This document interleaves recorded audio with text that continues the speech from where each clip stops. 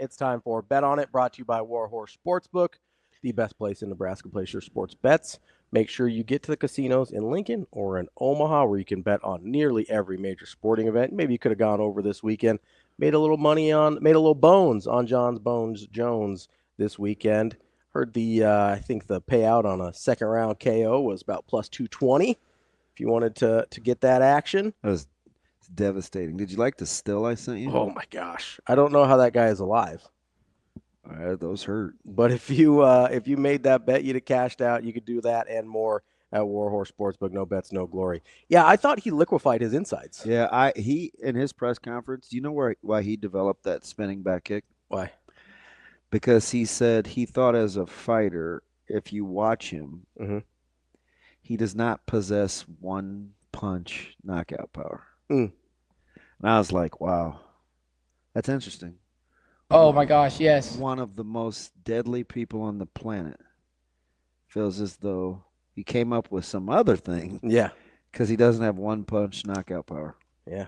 That's how you know how tough that sport is. That's also a little self-awareness there where he's like, hey, I might be the best there is, maybe the best there's ever been, but there's a place I can get better. This dude hates him some Tom Aspinall. Wow.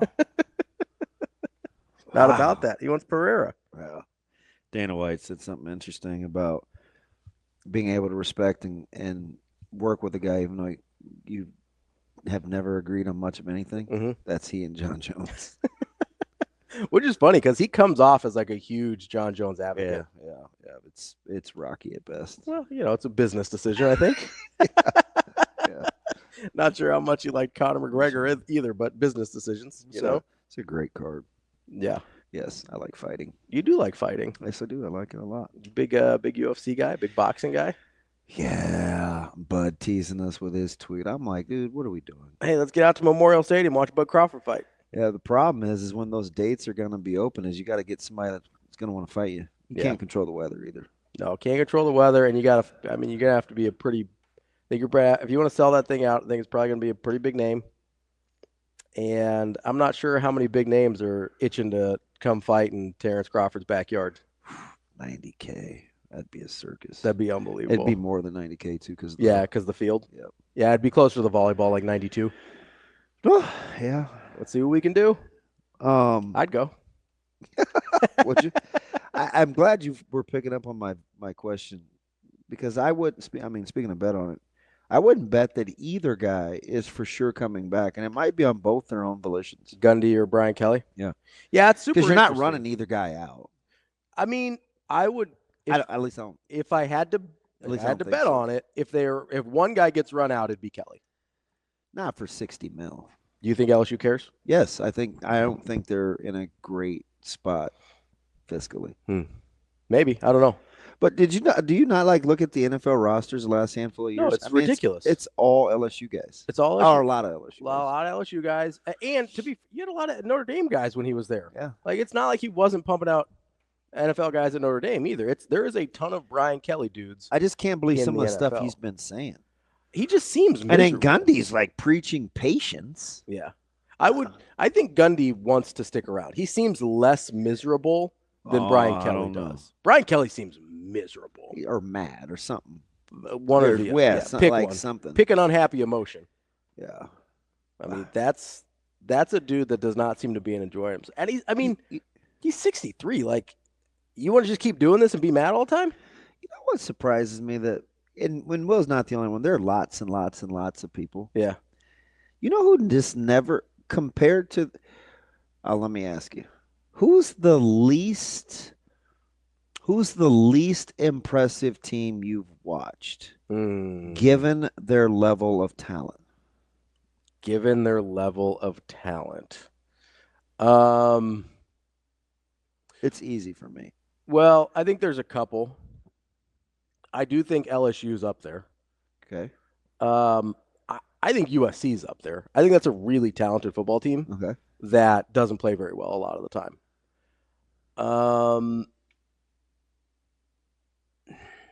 I don't think that's either of who you're talking about.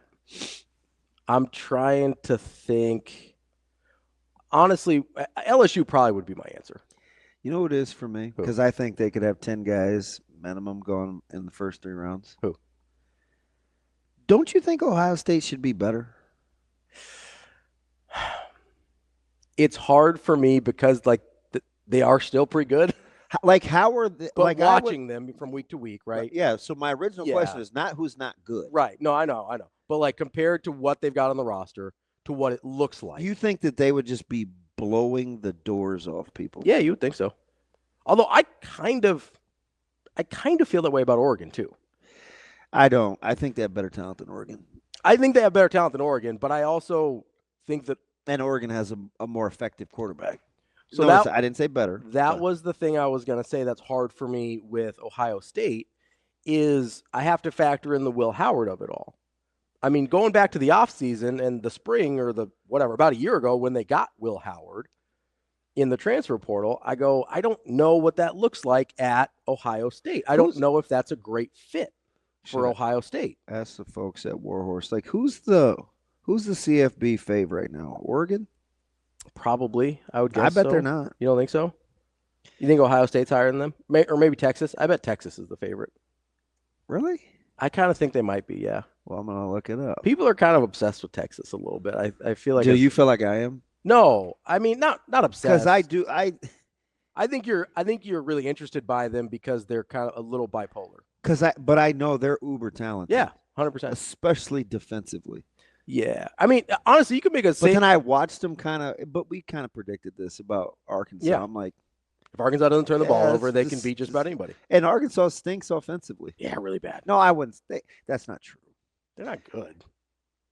It's very hit or miss. Yeah. And Texas is really, I mean, for a half, you're like, man, how's Arkansas going to score? At all. And then you look up and it's 13-7, and you're like, how? What's happening here? Yeah. Texas, you could make an argument. You could put Texas in that same group for their talent level on a week in, week out basis. But again, it's because of the quarterback. I'm not enamored with Ewers. But I will say this. Texas looks more cohesive. More often. Than Ohio State. I would agree. Ohio State's just so good. Yeah. I mean, we heard it all offseason, right? How good this roster is. Urban Meyer's telling us. Every analyst that you would listen to says this might be the best roster Ohio State's ever had. Yeah. But you've got this quarterback that's just sort of a weird fit. Kind of a square peg, round hole, maybe not super efficient. I'm surprised you put SC in there because I don't love them in the interior. I don't love them in their interior either, but for what they look like on a week in, week out basis versus what I think their talent is, I think they're in that conversation. Now you're talking about different tiers, right?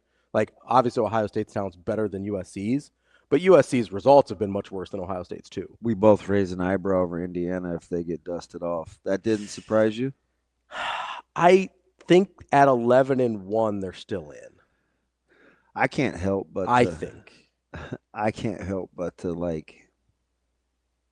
This is dumb because we've won state titles, but I kind of look at Millard South as one of these super talented teams, and I look at us as like we have good players. Yeah, we're a little younger, but we're very cohesive. A little Indiana, so it's like. Yeah, I'm just hoping yeah. I mean, kind of like in my head. You kind of feel like it's like the matchup this week, Ohio State versus Indiana. A little bit. Yeah. What's the line? Because then I'll tell you how close I feel like to that analogy or not.